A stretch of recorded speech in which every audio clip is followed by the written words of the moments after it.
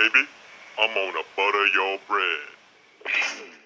Hello everybody, this is Piney. Hope everyone's doing well. I am here to bring you some MLCW recap. This is the last week of the season and Hounds victorious over JTJ in the war that no one wanted to win. Time to look at the lovely stats here. As you can see, they beat us on Destruction 95-93. The difference was they had 2 1-stars, we had 5 2-stars, and that ended up being the difference in this war. To go over the lovely deal here, we had 2 6-packs of Citrus and Bad Boy were legit 6-packs. Unfortunately, we had some dips, so we had some 6-packs from our Town Hall 10s, Messy and Napdo, and Space Monkey. Here, looking at the 1 minute left action, you can see all the action going here. We had 4 attacks all in the last minute. We had a Town Hall 11 fail on a Town Hall 10. Their Town Hall 10 failed to get 2 stars on our Town Hall 11, but our Town Hall 10 was able to get the 2-star on their 11. As you can see here, we left their 1 and 2. We got their both Town Hall 11s 2-starred. We left 3 Town Hall 10s open. Cleared the rest of their bases in a weird way. I'll get to that in a moment. For them, they cleared all of our 9s. They cleared 1, 2, 3 Town Hall 10s. They left 2 Town Hall 10s open. But the big difference was they could not secure the 2 stars on our Town Hall 11s. This was a weird war. Our Town Hall 9s were not crisp. We actually needed 5 Town Hall 10 dips, but what we did was we had only a few Town Hall 10 attacks left. Town Hall 9 attack left. And since we had failed so many times, we decided on a risky strategy. I'm going to show you right here on their 7. That is our number 24 going up to get the 2-star. And then our number 22 going up and getting the 2-star in their Town Hall 10s. That allowed our Town Hall 10s down to dip. Make sure we clear the troublesome Town Hall 9s we were having trouble with. And that freed us up to maximize our stars the most secure way we can think of, and it ended up working. They had a hard time with our Town Hall 11s, and that basically was what it was. It's like we try to give away with our Town Hall 9s, then they try to give away at the end, and they ended up giving away. It was a really tough war. Shout out to JTJ. It was very intense in the last few hours as we were making our comeback, and then at the end with the 4 attacks. But now let's look at the winning attack. Ilhu against Dark Eagle.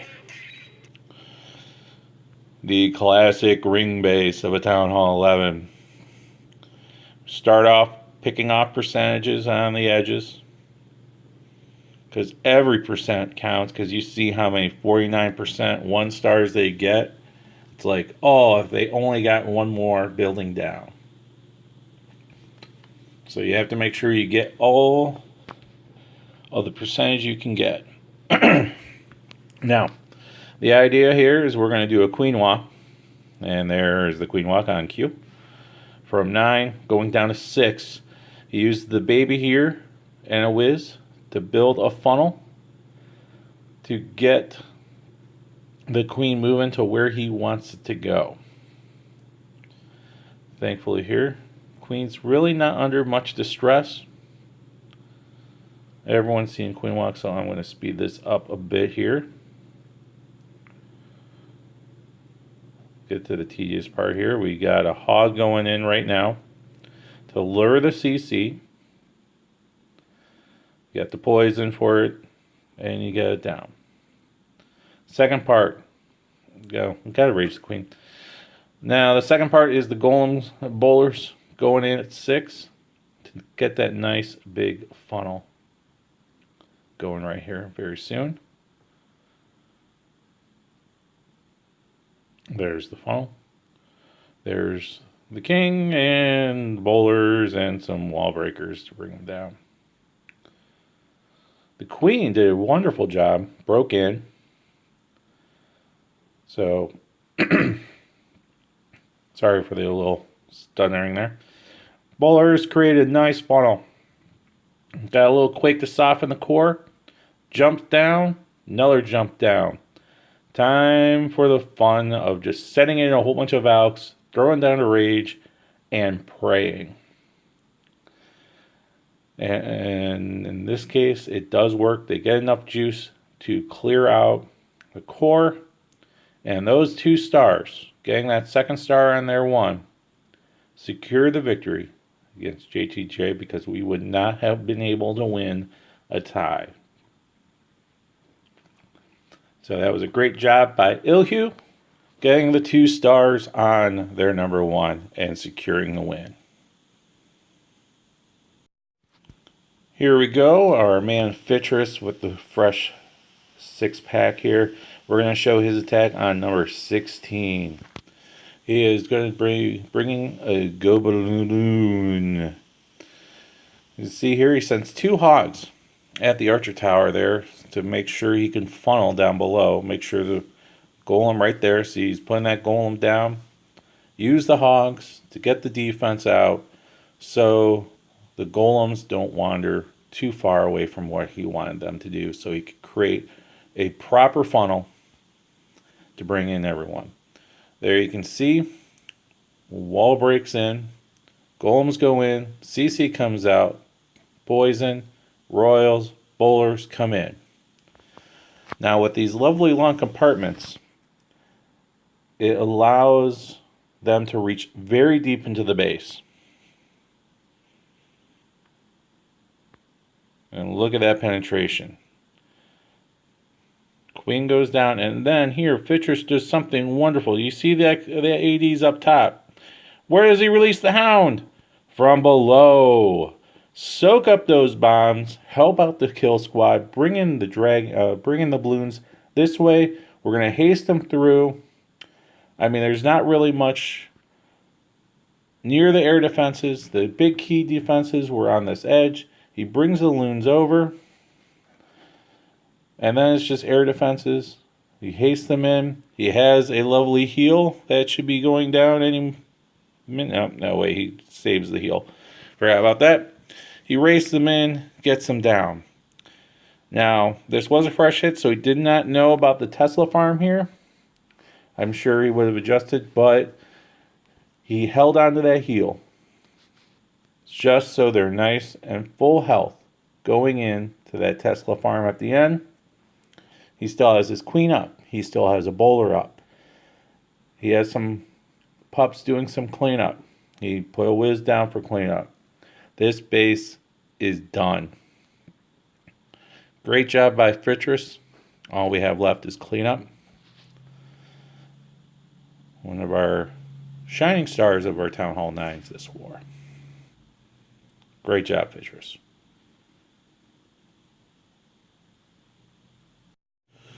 Alright, decided to give you a treat on this one. Just kind of like a showing of how a failed attack with a good plan can be tweaked to produce a successful attack. Here, you have your fearless YouTuber, me, attacking your number 12. As you can tell, the 4 ADs are relatively close, and the thought process for me is, if I can get in, get those ADs down, I mean, really, everything on the outside, I can hog it, or in my case, I decided to loon it. I'm going to play the video here so you can see the funnel I'm creating. And then I'll pause it when everything gets down. Alright. As you can see, we have the baby up top, kind of slicing the funnel. I kind of misplaced it. I wanted it to go to the elixir storage. Then you have the 2 golems coming at the cannons. You have the whiz there providing the funnel. We got a big funnel we have to do, because the idea is we're going to wall break in where the golems are. And then bring in the bowler. We got bowlers in the CC, bring in the royals. Come through, and the idea is we're going to jump to the queen. The idea is basically putting a jump on that first air defense. This one. To get everything going there. I should be able to take out most of the all the whiz towers, the queen, the CC, and air defenses. So, we'll play this out. As you can see, the funnel is being created nicely. And my test wall breaker pulled out of the bottom. Wall break in. Third golem down. Pulled a little of the CC. I kind of panicked and thought all of it came out. It didn't. Dropped my one poison. So we're going in. You can see there's little stragglers. One golem jumps over to the expo.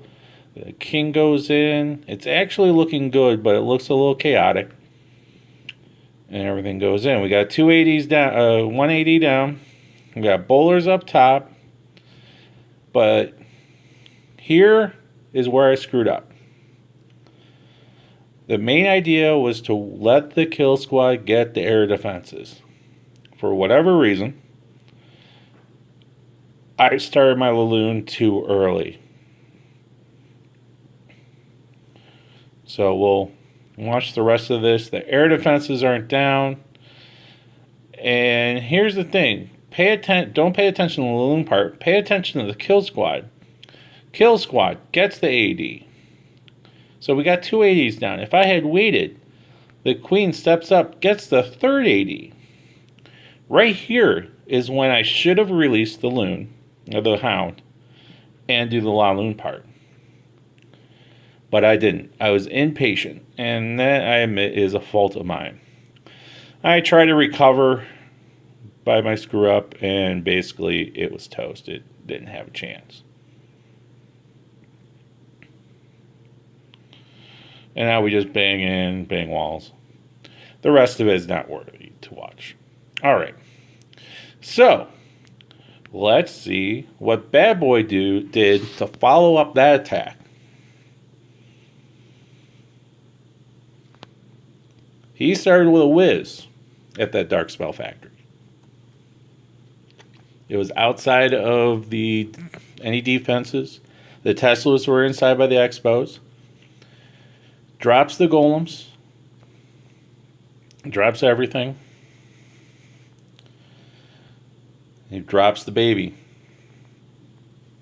To get that funnel around the corner.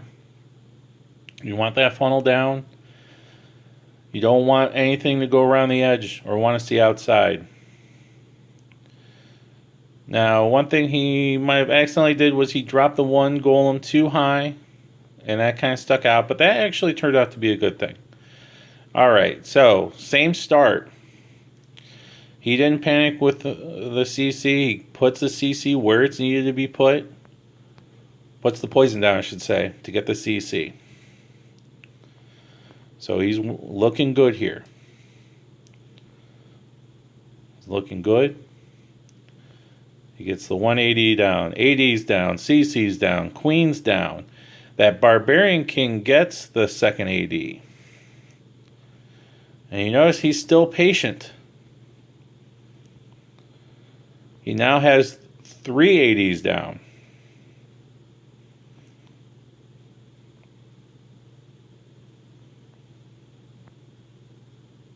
And only now, once the king's down, he's waiting for that queen, but he gets it, and this is the same angle. If he had waited here, hasten the loons to get in, to get the Teslas, while everything gets out of range for the AD, or the Hound gets out of range for all the archers, gets it in. As you see, the queen gets the last AD. And as you can see here, it's a much more successful attack. gets the loons down, and then the rest is cleanup. He has a whiz to decide where to put it to help on the cleanup. Everything split nicely.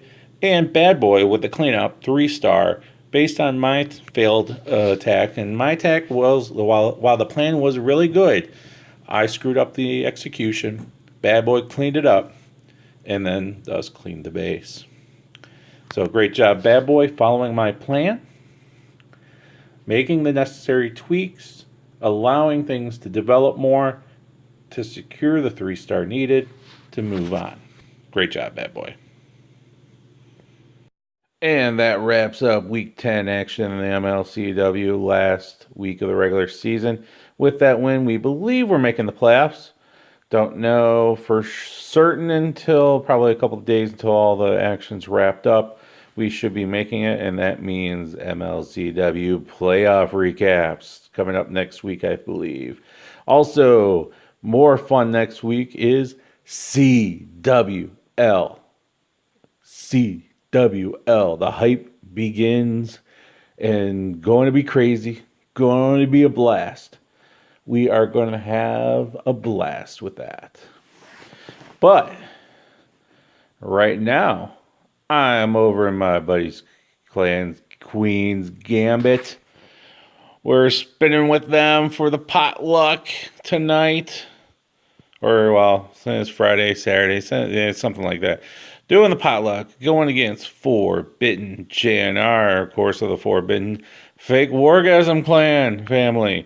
And speaking of clan families, we'll do the big announcement.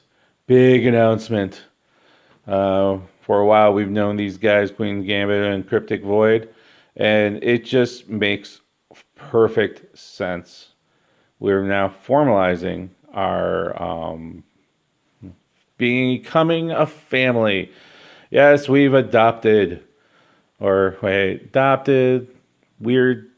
drunk sex, maybe drunk sex. I don't know. It's now all fun and games and family time. Brothers and sisters, it's Cryptic Void, Reddit Hounds, and Queen's Gambit. What you gonna do when we come after you guys?